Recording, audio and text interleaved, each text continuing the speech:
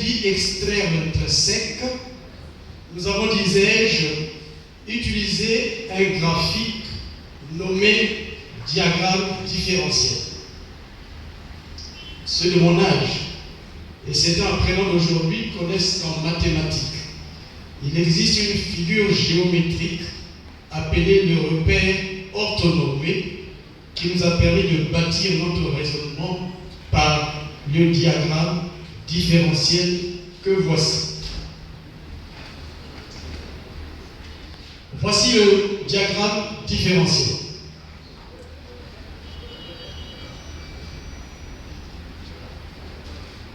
Lorsqu'il va disparaître, c'est pour le commenter. Le voici.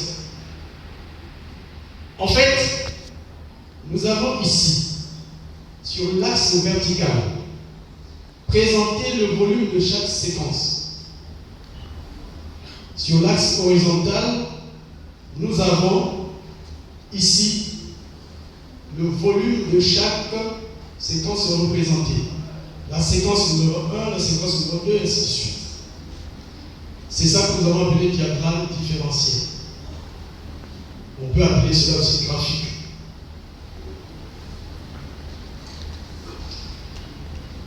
La coordonnée de ce diagramme différentiel est au point de jonction qui est le point 0. Donc le point de départ de toute l'intrigue. Et Vladimir Propp, lorsqu'il étudie le Kant, il s'attache justement à cet élément initial, le point 0 de référentiel, qui permet au récit de s'emballer. Nous avons 5 moments que nous avons perçus dans ce texte de Mademoiselle Henriette. Le premier moment, c'est justement le point initial, comme vous venez de le suivre tout à l'heure. À ce point initial, Marie Estlé, notre acteur principal, après son admission au brevet d'études primaires, brevet d'études progressives, BPC, reçoit de ses parents l'admission d'aller poursuivre les études à Paris. Elle est tenue, nous venons de le suivre, pour ce fait de ramener le diplôme, symbole de la réussite, auprès de ses géniteurs. À ce niveau, les thèmes que nous avons ressassés sont la responsabilité et l'engagement. Responsabilité des parents et l'engagement de l'enfant. Arrivé à Paris, et pour permettre ou pour la mise en œuvre de sa mission, l'actrice ressent un vide. Au départ, il y a une mission, et quand elle arrive à Paris, elle ressent un vide. Quel est ce vide? Elle veut se faire des amis. Voilà l'ambition, cachée, très cachée de l'enfant. Alors que les parents lui ont dit, va poursuivre les études et ramène le diplôme. Nos enfants d'aujourd'hui ont d'autres ambitions. À nous, parents, de surveiller, de contrôler exactement nos enfants. Ça serait comme le premier de s'attirer. Et donc, dans son ambition euphorique de rechercher des amis, Marie n'a pas le discernement. Elle commence par s'attacher à Jo. Dans le texte, c'est écrit J-O-S-H. C'est Georges ou Jo. C'est Jo. Ce jeune homme blanc, il est le voisin du quartier. Première démarche pour se faire des amis. La deuxième démarche, critique littéraire qui ne s'est donné la peine de faire une analyse, histoire de permettre aux enfants d'entrer dans la cour des grands. Nous sommes nombreux ici dans la salle à nous être dit dans le cœur, tout ça pour un livre. Parce qu'au fait, le livre, c'est un livre. On n'a pas dans l'idée qu'il y a le graphique ou de quoi différentiel ou bien dans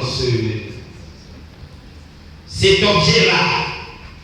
En tout cas, même moi, en le lisant, je n'avais pas dans l'idée qu'un critique littéraire va nous en montrer la nature à ce point. Cela dit, mesdames et messieurs, pour que nous puissions mieux digérer les propos académiques du critique littéraire Fidèle Biancoro,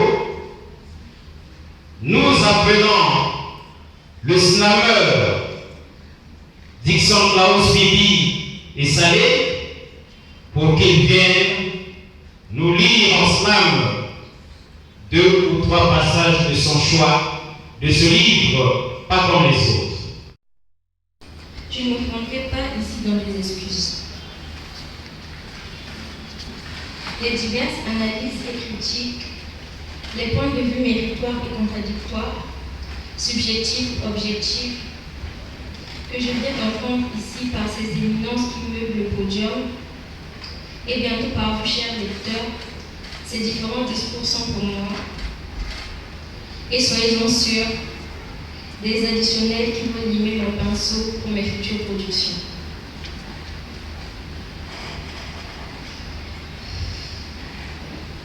Nous n'allons donc pas jeter le bébé avec son eau. Comme l'écrivain Fidèle Biancoro, le normeux, dans les paroles dites, paroles écrites, des mots pour dire les mots, des mots pour soigner les mots, une séquence de son recueil de poèmes intitulé Les Stigmates, je cite. Les ennemis des hommes sont donc des panneaux ou des affiches. Ils indiquent la direction alors qu'eux-mêmes n'y arrivent pas. Ils donnent l'information qu'ils ne gèrent pas. L'homme ne doit jamais quereller le panneau ou l'affiche. Fin de citation.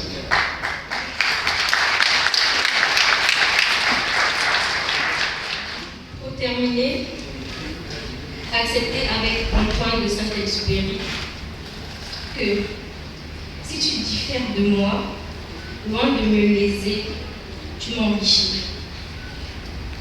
Alors, une fois de plus, merci d'être venu et je l'espère de sortir d'ici.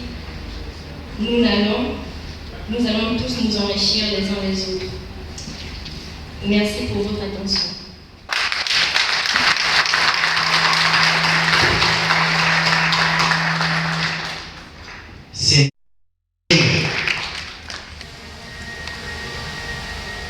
Je vais t'expliquer comment j'ai grandi puisque demain tu pars pour la France. Quand j'avais ton âge, je partais à l'école à pied parce que je n'avais pas d'argent pour payer le transport. Mon père ne gagnait pas assez.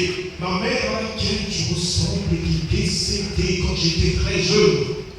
Un jour, sur le chemin de l'école, un vieux m'interpella et me dit « Pourquoi marches-tu avec des chaussures abîmées ?»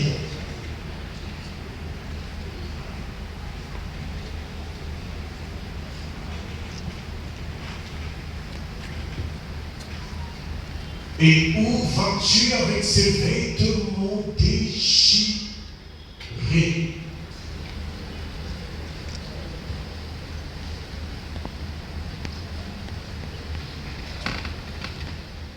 Je lui ai répondu que mon père n'avait pas assez d'argent pour m'offrir de beaux vêtements et des chaussures de qualité.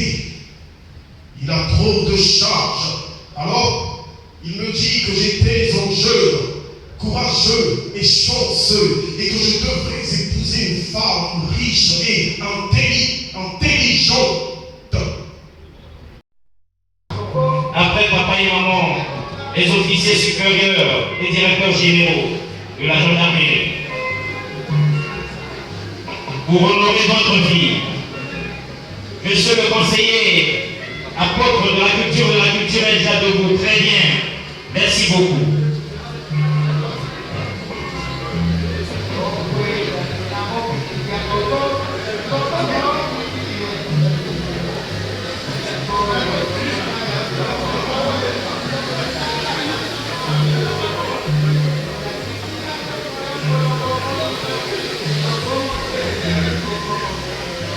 La mairie de Brazzaville se prépare. Les agents municipaux devraient aussi soutenir leur vie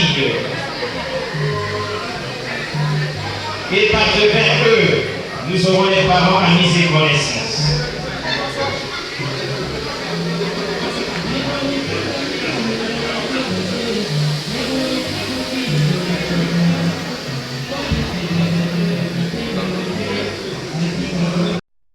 Seulement comme votre fille, mais en tant qu'écrivaine, l'une ou des plus grandes écrivaines de notre pays, comme sur les traces de Lisquino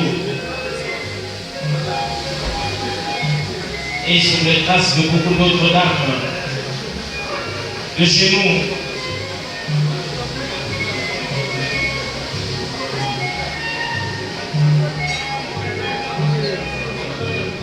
Merci papa d'avoir acheté le livre. Il a été les dédicaces du livre intitulé Le tournant de ma vie.